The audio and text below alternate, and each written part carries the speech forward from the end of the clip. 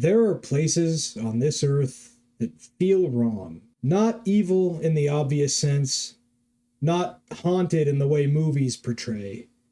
Just off. Like something about them was never meant for us. And deep in the Northwest Territory of Canada, beyond all of the roads, there's a valley. It's a place so remote that even today, almost nobody will ever see it. A place known by a name that sounds almost exaggerated until you start looking into it. Nahanni Valley, or as it's been called for over 100 years, the Valley of Headless Men. That valley sits in what is now known as the Nahanni National Park Reserve. That official designation came much later. Back when those stories started, this place was not protected. It wasn't mapped well, and it absolutely was not understood. It's a valley of sheer canyon walls, dense, endless forest, violent rivers, and caves that both seem to go nowhere and everywhere.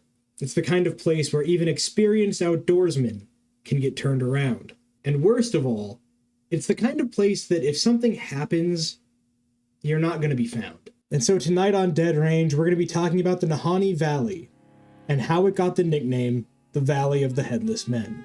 Thanks for watching. And forgive me, I'm probably going to mispronounce a bunch of these names.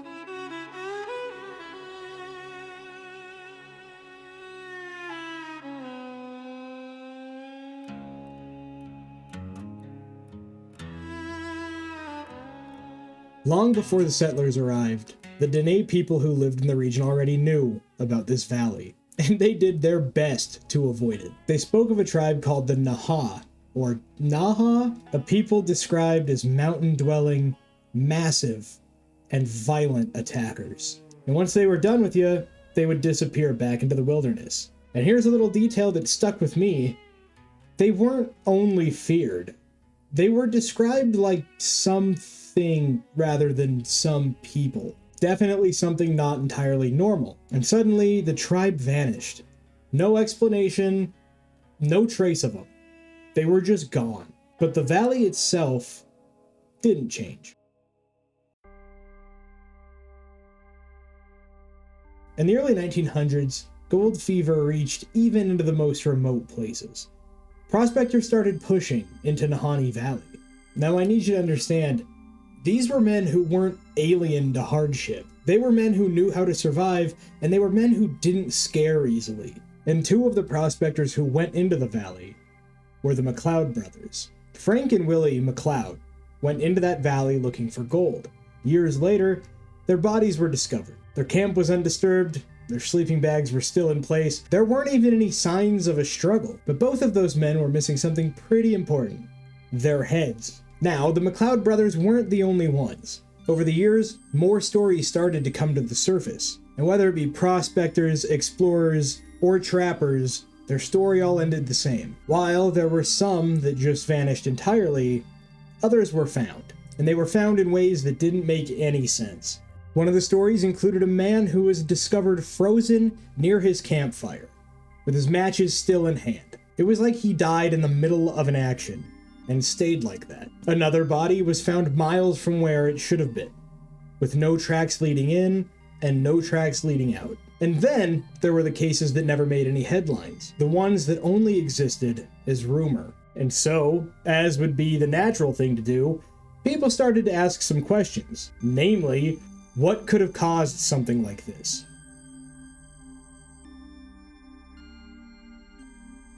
And that's going to bring us into a couple of theories. Theory number one, other humans did it. Superficially, that seems to make the most sense, is that these were run-of-the-mill murders. If you can say that about murders. It could have been other prospectors, bandits, people killing for gold, but that didn't explain the lack of struggle, no tracks, or the missing heads. So I'm going to go ahead and say that it probably was not people, on account of the not there being any sign of a presence of people. Another theory is that it was animals. Could predators have been responsible? I mean, the land is home to wolves, bears, but animals don't really cleanly remove the heads and leave camps untouched, especially if it was a bear. At least the black ones are just big raccoons. We are going to run into all the same problems with natural explanations of this. The third theory, in my opinion, is worse than the other two theories that we've talked about so far. The land itself. Some say the valley is just dangerous. It's unforgiving terrain, it's got harsh weather, it's isolated, and that's all true. But that doesn't explain any of the patterns. Because unless the land is alive, like the Overlook Hotel, it's probably, and by probably, I can't stress this enough, is definitely not removing the heads of prospectors. And so, after summarizing all of the quote-unquote natural explanations for what it could have been, and none of them make any sense, let's go ahead and get into the much creepier part of this story, caves!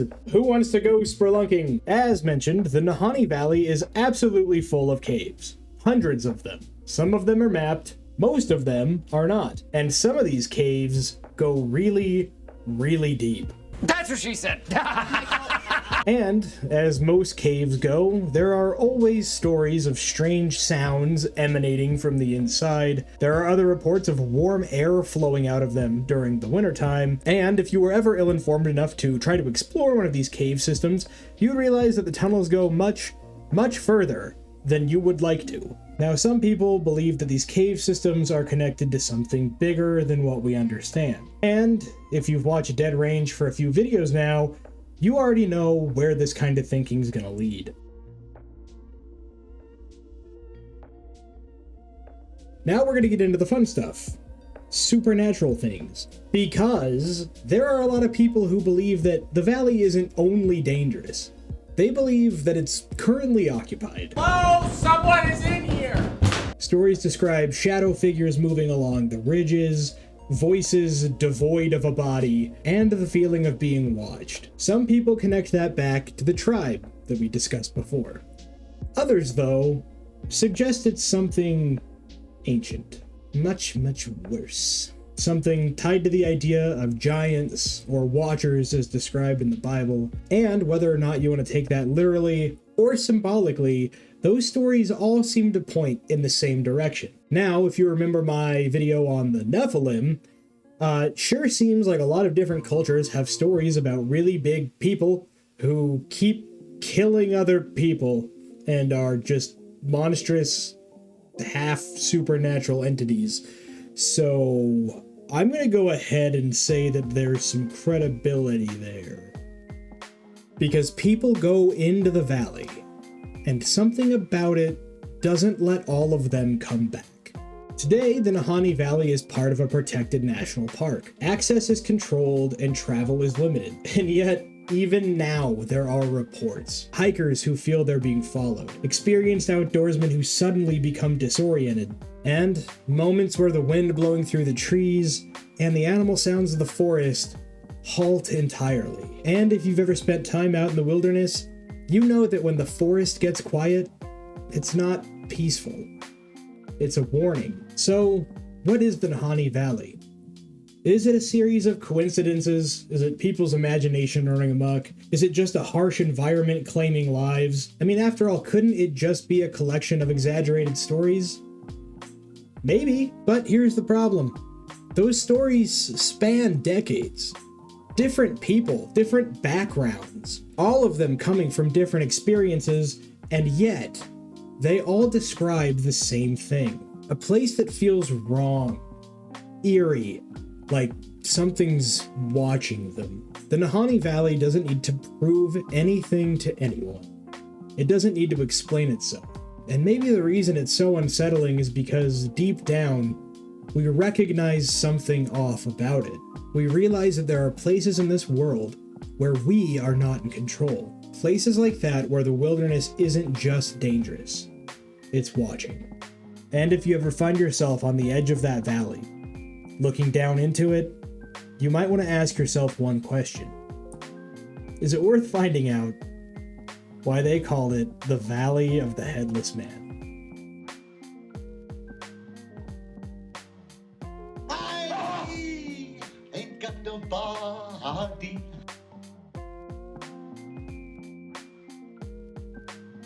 Thank you for watching Dead Range. Today we jumped into the Valley of Headless Men, and I don't want to visit it. And if you are still here, it means you liked this video enough not to click away. So go ahead and give it a like, and subscribe to the channel. Thank you all for watching.